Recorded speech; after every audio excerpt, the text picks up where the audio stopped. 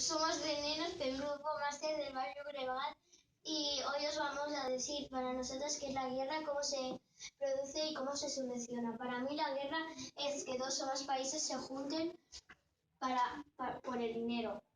Y para solucionarlo yo haría que no bombardeen los países y haya más diálogo por el mundo.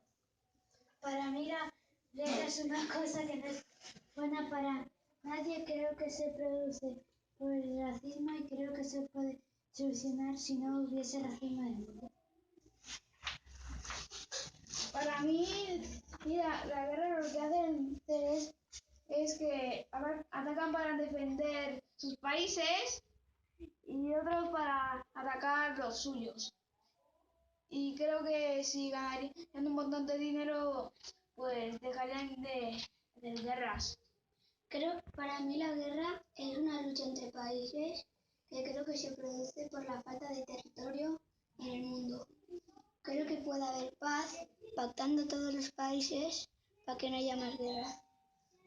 Para mí la guerra es un problema pequeño que se puede hacer más grande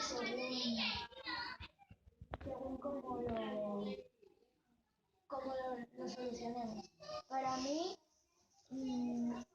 habría paz si pensáramos positivamente de los demás.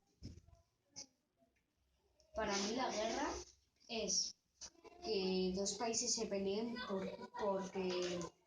por unos temas al que se podrían producir hablando. Y yo creo que se produce por el tema de que haya porque no hayan trabajos. Y podría haber paz habiendo más trabajos para que la gente no se pueda ir de esos países.